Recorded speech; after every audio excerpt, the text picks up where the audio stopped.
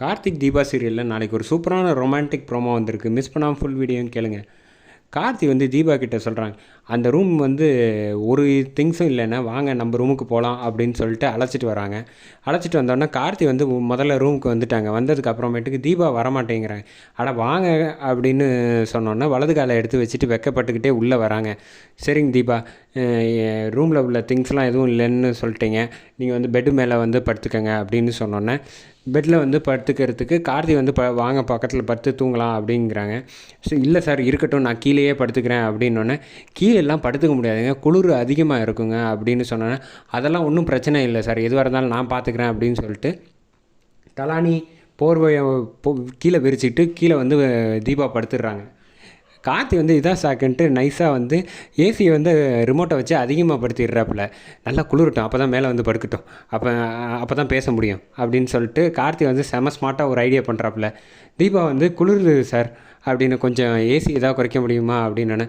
ஏன் கீழே படுத்தா குளிர தான் செய்யும், அதுக்கு தான் நான் கீழே படுக்காதீங்க மேலே வந்து பெட்டில் படுங்கன்னு சொல்கிறேன், அது கூட புரிய மாட்டேங்குது உங்களுக்கு அப்படின்னு சொன்னோன்னே வேறு வழியே இல்லை, பரவாயில்ல சார் இருக்கட்டும் அப்படின்னு. இங்கே பாருங்கள், இன்றைக்கி ஃபுல்லாக ராத்திரி தூங்கவே முடியாது, கீழே படுத்தா ஜுரம் வரும், அப்புறம் நான் தான் உங்களை பாதுகாக்கணும் சரியா, எனக்கு நிறைய வேலை இருக்குது ஆஃபீஸ்லலாம், நீங்கள் வந்து தொந்தரவு பண்ணாமல் மேலே வந்து படுத்து தூங்குங்க அப்படின்னோடனே தீபா வந்து மேலே வந்து பெட்டில் வந்து படுத்து தூங்குறாங்க.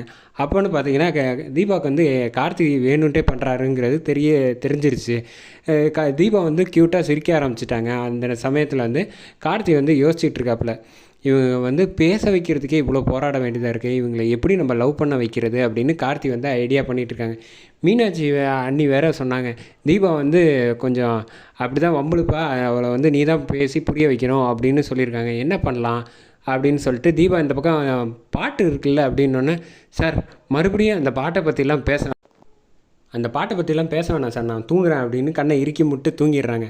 கார்த்தி வந்து காலையில் நல்லா தூங்கிட்டு இருக்காங்க. அப்போன்னு பார்த்தீங்கன்னா தீபா வந்து சீக்கிரமாக ஏஞ்சிடுறாங்க.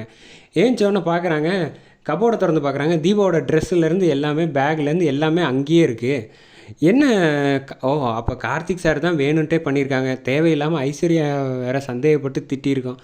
கார்த்திக் சார் கிட்டக்க வந்துட்டு, தீபா ஏன் சார் இப்படிலாம் பண்ணுறீங்க, உங்கள் கூட சேர்ந்து வாழணும்னு எனக்கும் தான் சார் ஆசை, ஆனால் என்ன பண்ணுறது, உங்கள் அம்மா வந்து என்னை ஏற்றுக்க மாட்டேங்கிறாங்களே, கூடி சீக்கிரம் ஏற்றுக்க வைக்கலாம் அப்படின்னு தீபா வந்து பேசிவிட்டு அங்கேருந்து நவுறாங்க ரூம்லேருந்து.